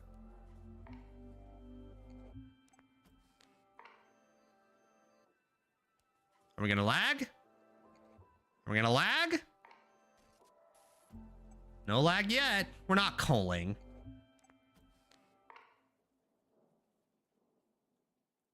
Actually, it's stuttering. Interesting. It's stuttering. Huh. Wonder why. It's not lagging. It's like this. So how do I remove the elements of a vector? It would be list containers dot spawn bullet dot end assign clear. Oh, it's clear. Let's try that. Oh, it worked. Based. Okay, well, it's culling. It's just culling the entire vector because that's what I wanted it to do. Instead of culling the individual instances of bullet. I mean, can I? No, I can't do L bullet. Can we just make an unordered multi-set? I don't know. Way too complicated. STD optional bullet 10,000 spawn bullet. Huh. Okay. I think what I'm figuring out is I need to read up on this. Basically, tomorrow we're going to implement culling. All right. All that is to say, the whole point of this, by the way, once we have culling, is then we can remake our collision. Finally. Today's goal was to remake collision. Fuck. It's okay. It's okay. Listen, tomorrow, well, tomorrow during the day, I'm gonna read up on what the fuck you guys are talking about, like graveyards and shit. You guys want to turn me into the Undertaker, as a wise man in chat once said that I couldn't remember. Brownie Man. So here's what we're gonna do. Tomorrow, I'm gonna read up on Tombstone, then we're gonna implement it really quick. Then we remake Collision without doing anything else in the game. I am happy where we're at in the game. This is beautiful. This is wonderful. I love this, okay? Amazing. I have to eat because I am literally about to die, okay? Literally. Thank you so much for your help today, guys. That was awesome. What else is going on? We have a minute, though. I guess I could eat some chips. How's it going, chat? How's life? Let's eat some chips. Let's talk.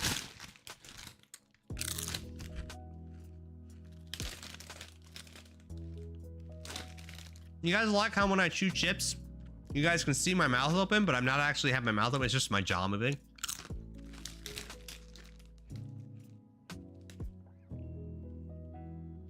I chew like a horse.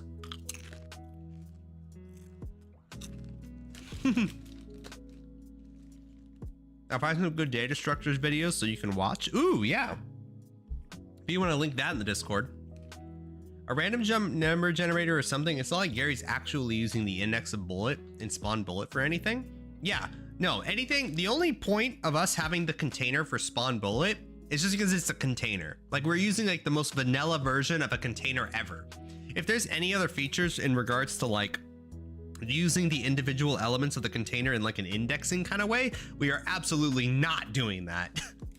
In fact, we're not even using spawn bullet container for collision checking. We're just checking every excuse me. We're just checking every individual instance of bullet on the collision. Like the original, like all instances of bullet on the screen. And even that can be made more efficient tomorrow. Chat, I know how rude it is to eat on stream, but fuck you. Have you thought about that? But yeah, I need to think a lot tomorrow about culling via Tombstone, because once that's done, we can easily implement the new collision check tomorrow with our own custom rectangles, because the army has like a PDF file on C++ programming that we're just gonna use wisely. Object pool is a better term to search for culling, or like for my program. I think you mean for culling. A random number or something. It's not like Gary's actually using the index, you know? Yeah. Okay. Well, that's the plan. Is there anything else we need to research tomorrow besides, well, I will research tomorrow besides Tombstone? Well, I guess the question is, chat, once we have, our culling implemented and we have our collision detection done, I think the only other thing we need to do before we actually design the game, because at that point we're going to be done with the engine, is backgrounds, sound, and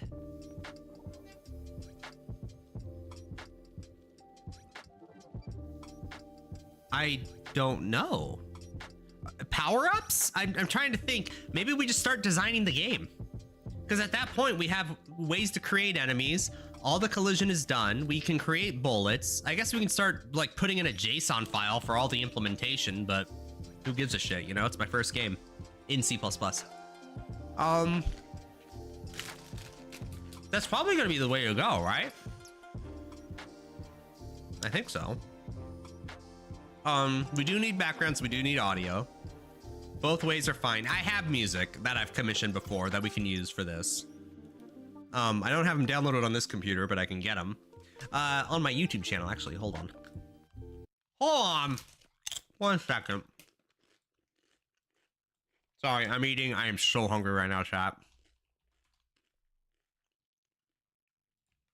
Under videos,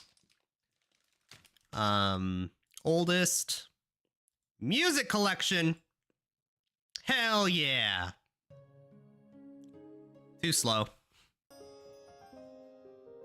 Oh, the old intro! This used to play every intro. Bum, bum, bum, bum, bum, ba-da-dum. Brownie Man might remember.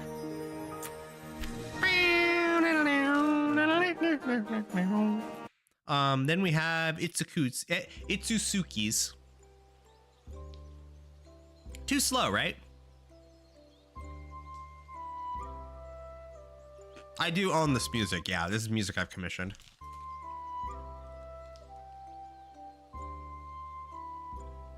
Too slow for a shoot 'em up.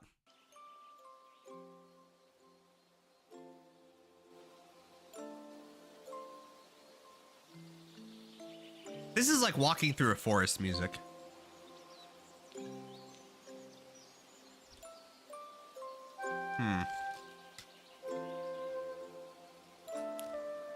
I like the last half of this song.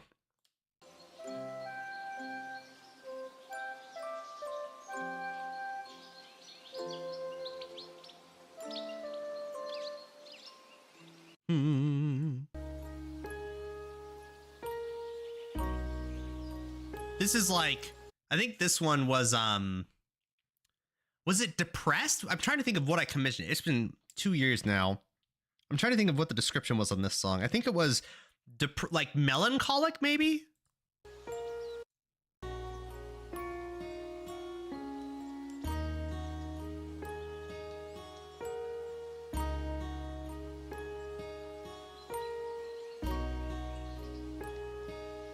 A little repetitive.